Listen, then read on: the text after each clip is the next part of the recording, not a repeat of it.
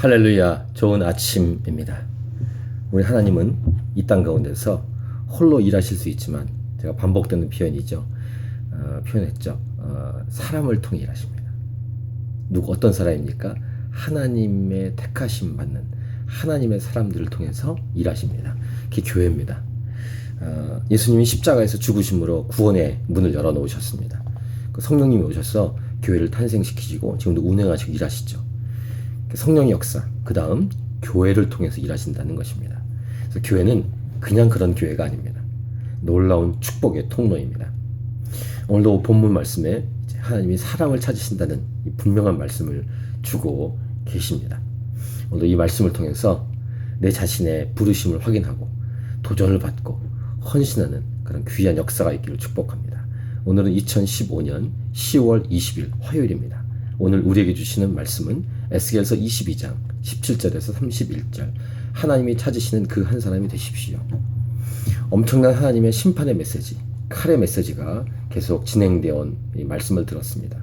오늘 본문은 그 분노의 불, 이렇게 분노의 불에 이렇게 녹이는 그런 말씀들을 주십니다. 동일한 심판의 메시지입니다. 하나님 분노를 쏟으시겠다는 말씀이시죠.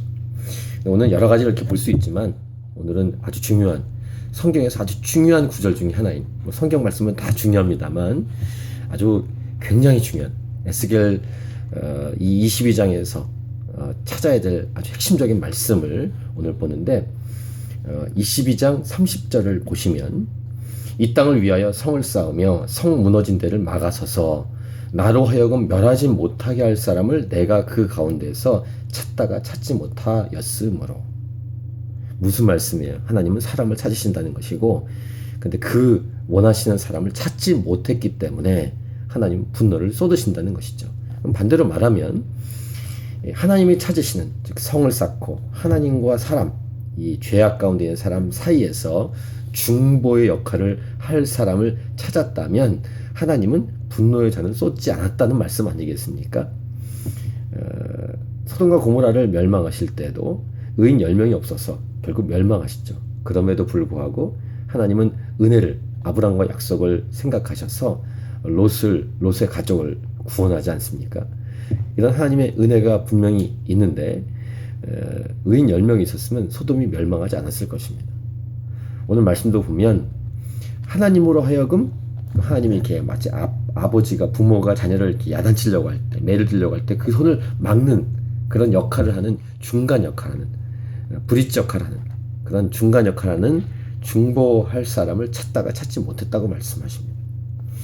이 말씀의 메시지는 무엇이죠? 첫 번째, 그 중보의 핵심 스타트는 예수 그리스도이십니다. 십자가로 말미암아, 십자가의 예수님의 피 흘림으로 말미암아 인류를 멸망하지 않고 구원할 수 있는 길을 열어놓으신 메시지입니다. 두 번째는 예수 믿은 사람이 이제 예수님처럼 중보의 역할을 해야 되는데, 똑같이 십자가에 달린다는 게 아니라 이것을 중보기도로 풀기도 하고, 어쨌든 하나님과 사람 사이에 다리 역할을 하는 그런 통로로 예수님을 쫓아가는, 예수님처럼 살아갈 사람들을 찾는다는 것이죠. 이러한 사람으로 부르신 존재가 예수 믿는 사람, 크리스찬이고, 이런 공동체가 교회입니다. 교회는 엄청난 공동체입니다. 엄청난 주님의 몸입니다. 오늘도 이 아침에 이 도전의 말씀을 들으십시오. 나의 중보 하나 올려드리는 기도가 어떤 역할을 할지. 그래서 이 말씀을, 이 마음을 잘 깨닫는다면 우리는 가만히 있을 수 없다는 것입니다. 오늘 이 하루 이 30절 말씀만 기억하시면 됩니다.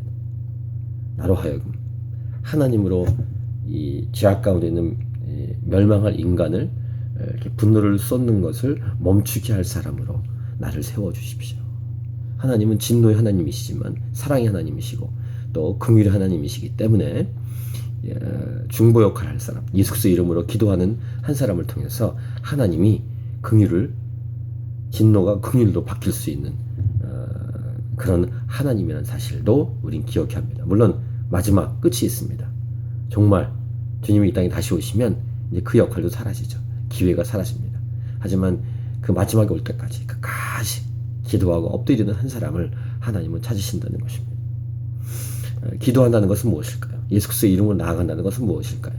그것은 성부, 성자, 성령 그 삼위의 하나님의 관계 안으로 우리도 포함될 수 있다는 것입니다. 마치 요한복음 14, 15, 16, 17장에서 예수님의 기도처럼 이 세 분이 하나가 된 것처럼 우리들도 그 안으로 들어갈 수 있는 놀라운 특권을 주셔서 함께 주님의 사역에 동참하는 것이죠. 이것이 중보기도입니다. 여러분, 이런 놀라운 영광스러운 이 기도의 자리에 여러분을 초대하고 저도 들어가고 싶고 우리 교회가 다 포함되기를 원합니다. 할렐루야. 오늘도 기도함으로 주의 마음을 따라 이렇게 엎드림으로 놀랍게 쓰임받는 저와 여러분의 삶이 되기를 원합니다.